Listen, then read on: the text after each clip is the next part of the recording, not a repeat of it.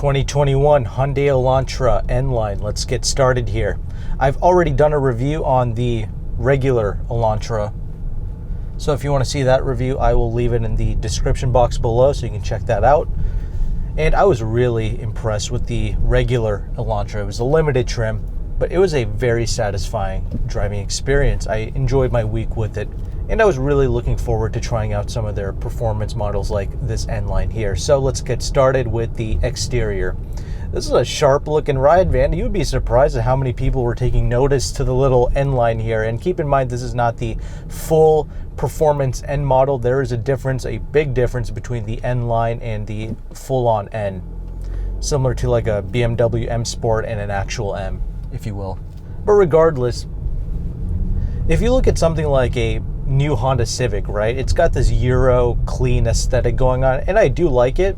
I think it's a great looking vehicle, the new Civic. However, this one has like this wild yet mature vibe to it, okay? It doesn't scream delinquency, okay? It doesn't scream intern or anything like that. Well done, Hyundai Kia, because their designs are now very unique to them.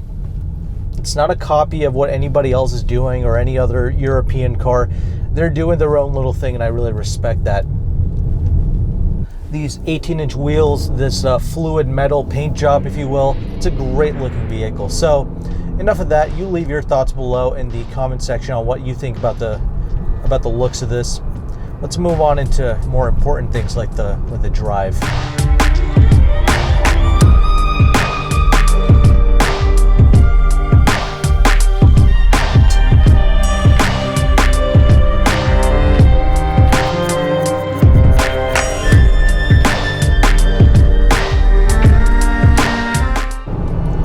Okay, we have ourselves here the 1.6 liter turbocharged 4-cylinder producing 201 horsepower and 195 pound-feet of torque.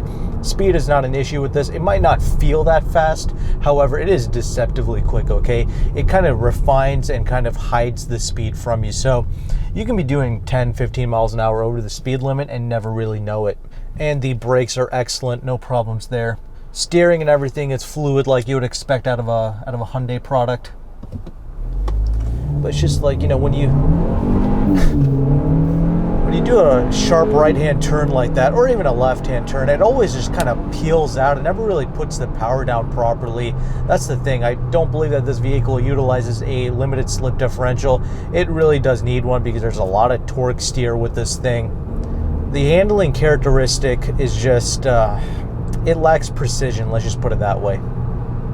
And I'm sad to say that because the regular Elantra, okay, the reason why I liked it so much, okay, it might not have as much power as this, it might not be as quick as this or as cool looking, however, it had a lot of great things going on. It felt like a much more linear driving experience than this. This has a more nervous characteristic to its handling. And I'll merge onto this highway here. We have some body roll with this thing, which is fine in a regular Elantra, but with this more performance-oriented Elantra, I would like them to kind of pin this chassis down.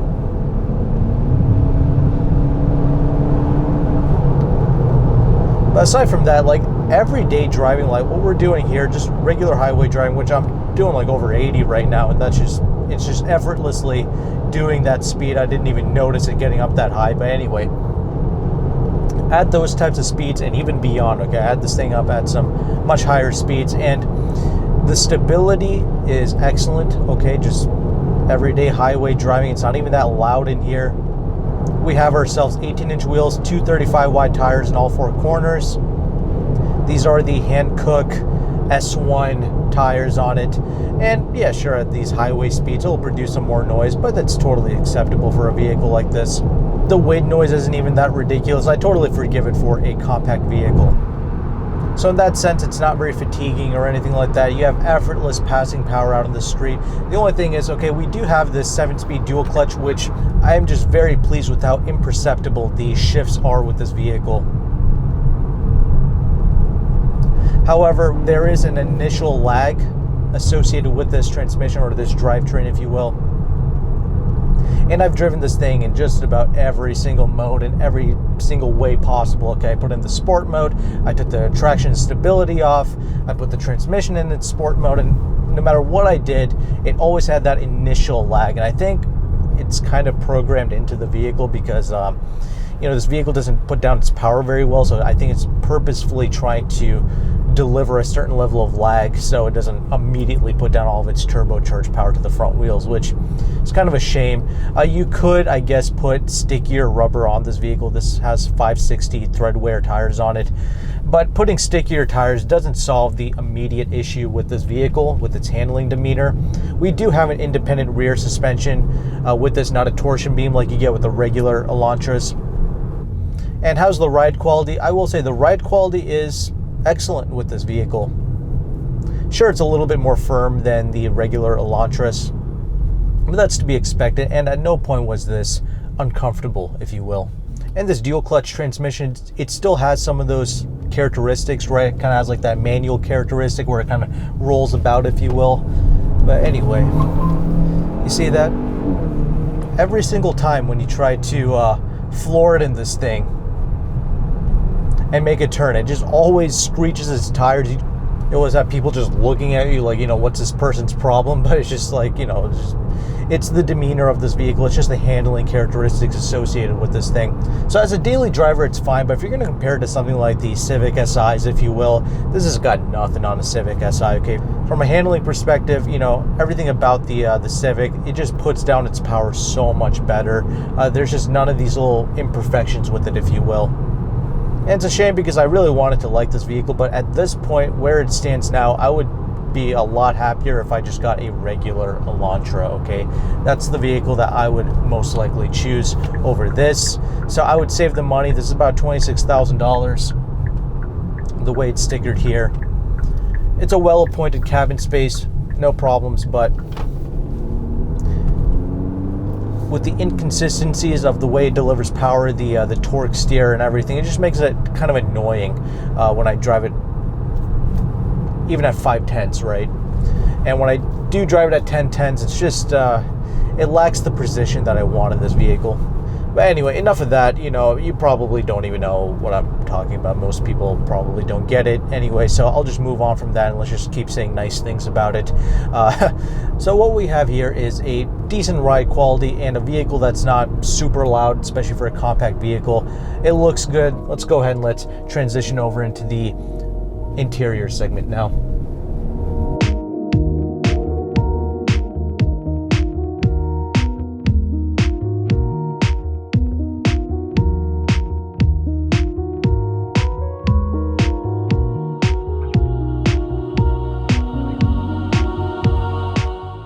Okay, so now that we are stopped, let's go ahead and let's talk about the interior. But there is one other positive that I forgot to mention before I ended the drive off, and that was the speed of this thing. Okay, we got to reiterate all the positives as much as possible, right? But okay, anyway, moving on.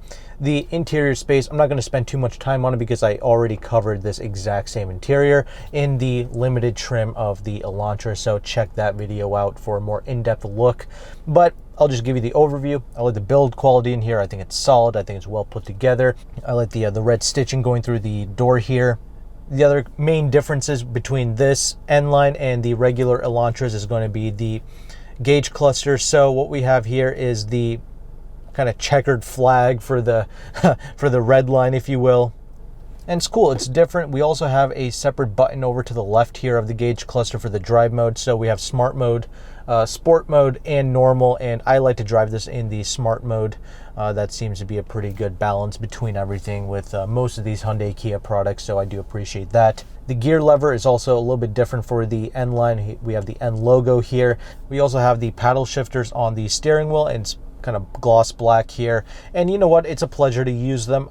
I think this transmission reacts well enough in the sportier modes where it's actually satisfying to use the paddle shifters in this thing. So when I was kind of hustling through some turns, that was a pleasant surprise. It's kind of larger than your typical paddle shifter as well. We also have wireless charging and wireless Apple CarPlay and Android Auto, which is a great touch to see. Heated seats for the front two seats here, separated climate controls. The 8-inch screen is excellent, like with every other Hyundai Kia product, easy to use, reacts decently well. There's some lag at times, but for the most part, it's an excellent infotainment system. One-touch auto windows, only for the driver's side window here, not for the other windows. The Sound system is average, but it gets a job done. I do like the way that these cloth N-line seats look. They are, it's something to behold for sure. And it does have some good bolsters here, and the lumbar support is also excellent, but the bottom seat cushioning could be a little bit softer in my opinion. Storage space is also very good in the armrest and in the glove box. And moving on to the rear, we have plenty of space back there. That's not really an issue. For a compact vehicle, this thing offers a lot of space. Despite this being a compact vehicle, there's actually a lot of space in here. So you can be a little over 6 feet tall, and I think you can fit back there. And getting in and out of this vehicle is rather interesting because this is a pretty damn low slung vehicle. I do like that about the Elantra, and I said that about the regular one as well. It sits low. For some people, they might like it, others might not, but I do like it. And the trunk space is also massive, so no issues there. You can actually fold down these seats 60-40. And you also have a spare tire back there as well. Another thing to note about the regular Elantras, like a base model Elantra or even a Forte, you can fold down the rear seats. However, it's not 60-40. You have to get the upper trim levels of the Elantras or the Fortes to be able to fold down the seats 60-40 like you see here.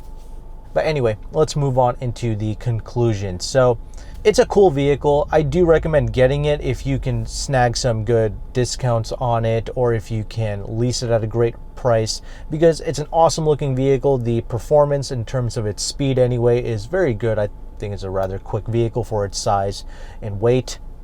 The ride is absolutely reasonable for a performance-esque vehicle like this, especially a compact vehicle without a long wheelbase.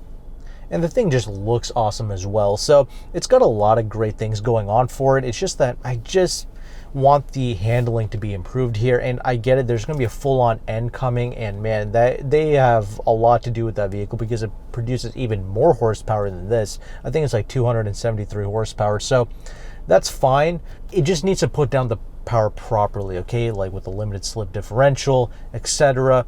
You know, just putting in stickier tires doesn't solve the main issue here, right? Hyundai's not stupid. They know how to make a proper driving vehicle. I know that they have what it takes to make this excellent if they want to.